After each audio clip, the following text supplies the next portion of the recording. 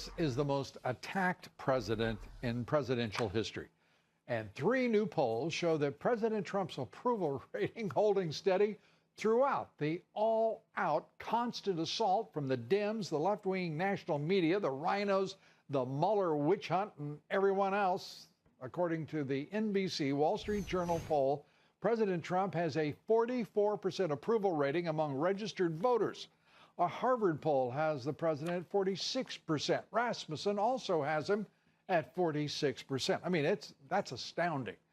Crying clown Chuck Schumer calling to rename the Russell Senate office building for the late Senator John McCain, hoping perhaps that we'll forget the Dems' segregationist history. The building was named after Senator Richard Russell, who opposed bills banning lynching and granting civil rights to all Americans.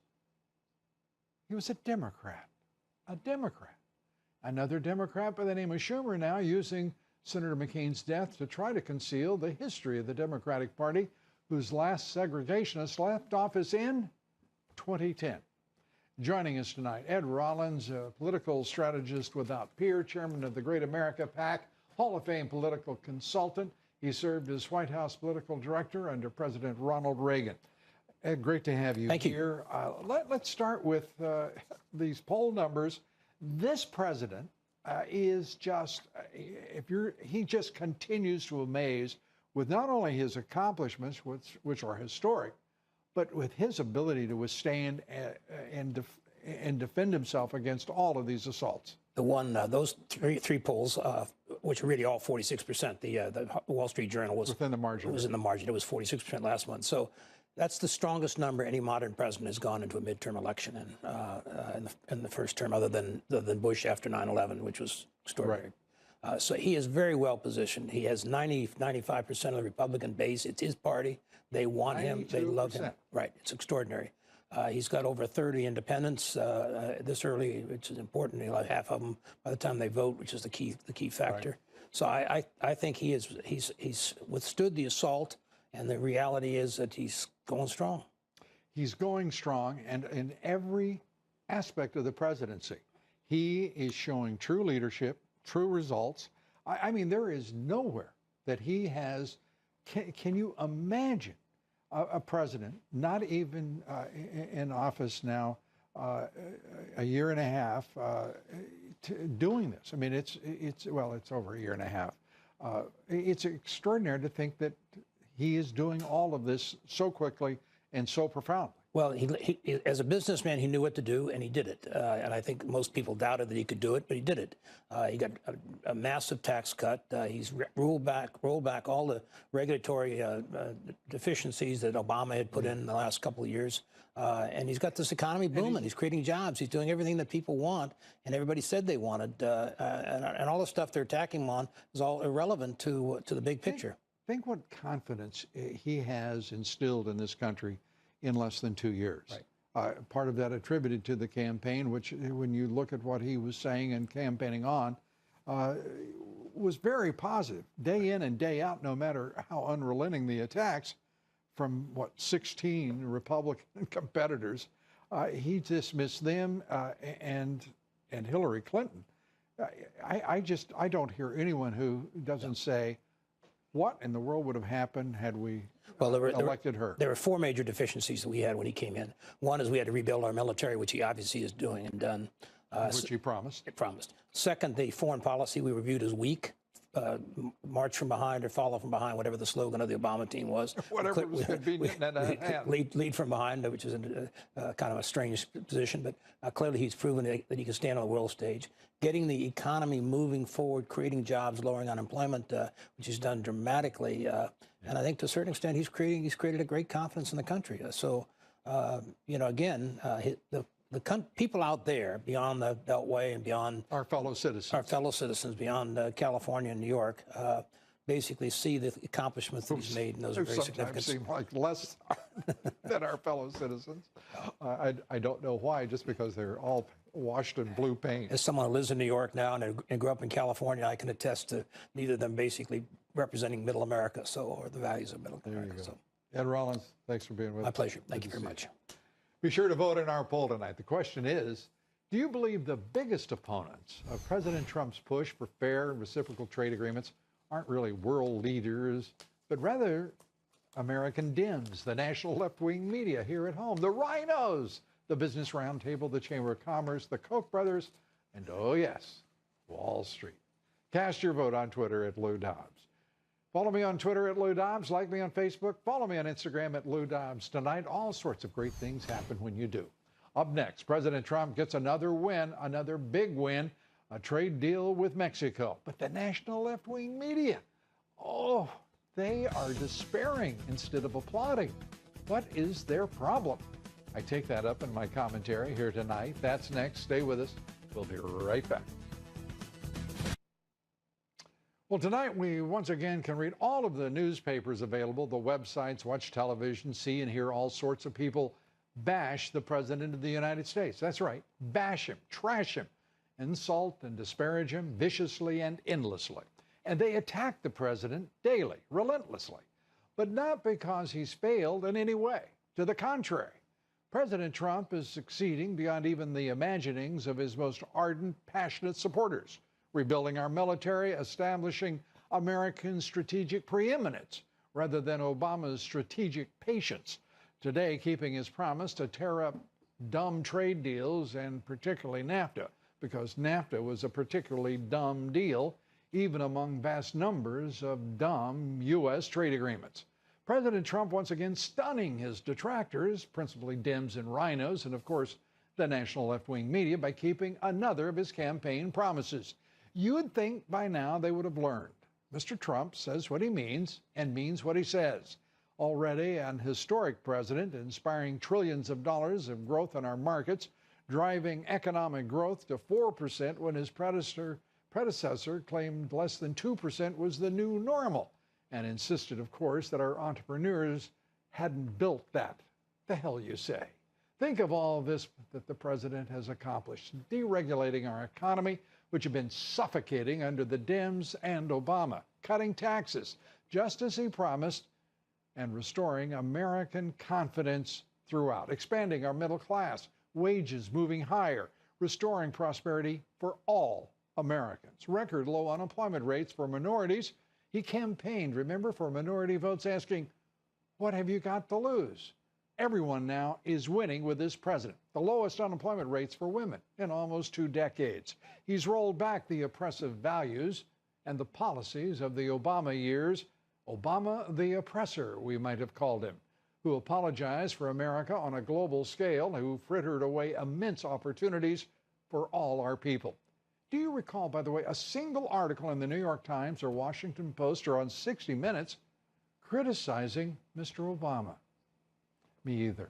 Imagine what the national left-wing media could be doing right now to our great president if he weren't historic and was failing America like his predecessor rather than succeeding. President Trump is leading America, and for that, I'm truly grateful. If you are as well, I'll hope you'll take some time and make your view known. In 71 days, your vote will count, just like it did 2 years ago. Think where we could have been and how happy the national left-wing media would have been had we not voted for President Trump. Let's do some more winning.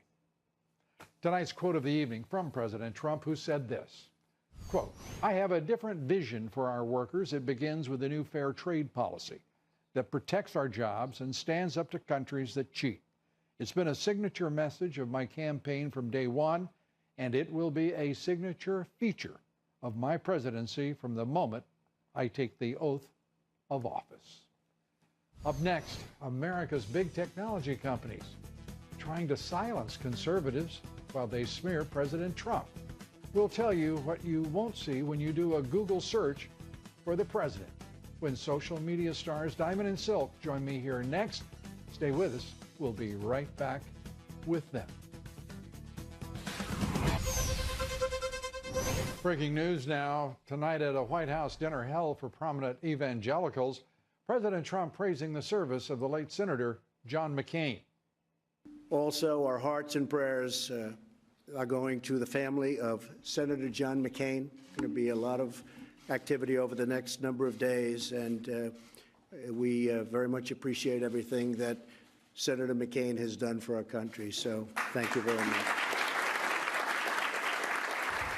On Friday, the late senator becomes only the 31st person in the history of the United States to lie in state at the U.S. Capitol. Vice President Mike Pence, Defense Secretary Jim Mattis, National Security Advisor John Bolton attending to represent the Trump administration. Google blatantly suppressing conservative media outlets from Americans searching for Trump on the site. Takes you interesting places. 96% of the results from national left-wing media. In the first 100 results, CNN appears most frequently, 21 times, followed by Washington Post and NBC. That is tough going. Well, joining us tonight, social media stars, President Trump's most loyal supporters, Diamond and Silk. Great to see you, and great to have you with us. I take it that you're not surprised that Google is, well, sort of banning conservatives from their search results with President Trump.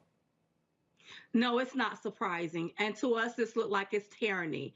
You have these media outlets along with Google taking and they're suppressing voices of conservatives.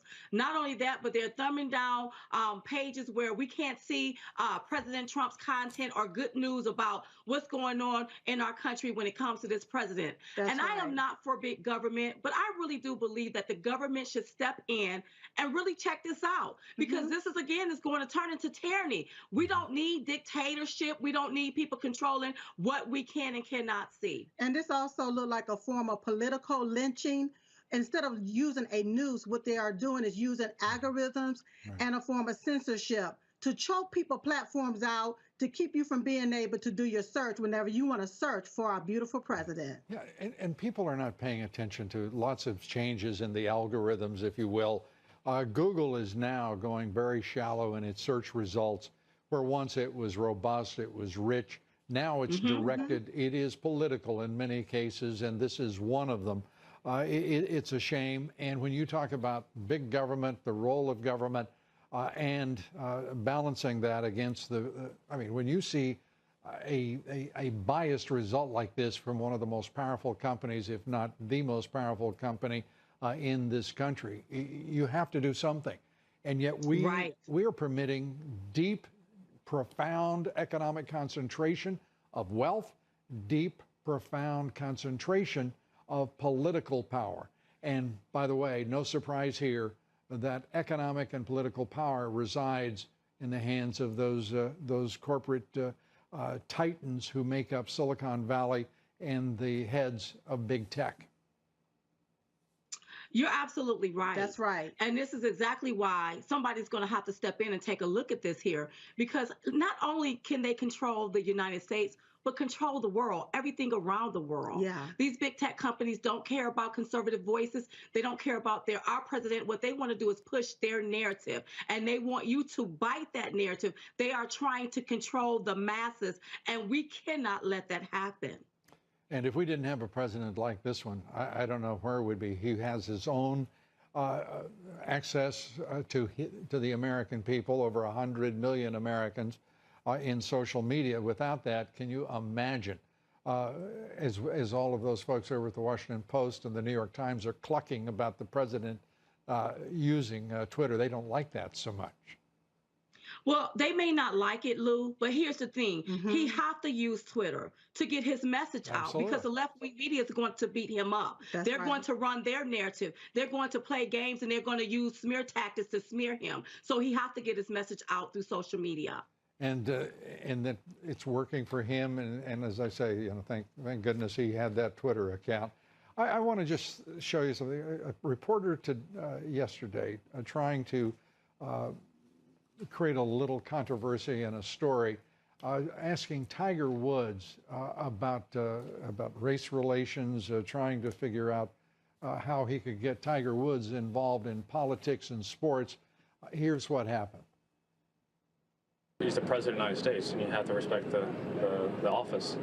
And no matter who's in the office, you may dislike personality or the politics, but we all must respect the office. I have to give Tiger Woods all the credit in the world because he stood up. He could have deflected. He could have just simply ignored the question about the relationship with the president. And he said it straight up. I have to tell you, it's nice to see Dak Prescott, Tiger Woods, and others stand up for this president and the office he holds. Your thoughts? It is nice to see. You know, Tiger Woods, he played golf. The president is his friend. And letting people know, listen, you have to respect the office. You have to respect the Oval Office. If you look at what's happening in our country, what's been happening almost 2 years now, there's been blatant disrespect for this sitting president. Imagine if this was Barack Hussein Obama. All chains and fences would have broke loose in this country. So to have someone like Tiger Woods stand up and say, whoa, whatever you may think, you still have to respect the highest office in the land. Kudos to Tiger Woods. He was telling the truth about that. He certainly was. And it wouldn't have hurt for that reporter to have shown a little respect for probably not only one of the greatest, not probably, greatest golfers in history, but also one of the smartest. He did a terrific job as well as a principled response. Diamond and Silk, always great to see you. Thanks for being with us. And Thank you for having us. And I get to do a little promo now. Be sure to check out Diamond and Silk's Chit Chat Tour. Next stop, October 7th, Marietta, Georgia. You guys have fun. Thanks for being with us. Up next, the Radical Dems out for blood, planning to stall the president's policies and agenda if they win back control of the House. The best thing we can do is promise the American people, if we are given the majority, that we will conduct the investigations the Republicans are unwilling to conduct, including this campaign finance violation, including the questions around his contacts with the Russians, and including his tax returns. Well, we'll take up how Republicans can fight back next. Harmeet Dillon joins us. Stay with us.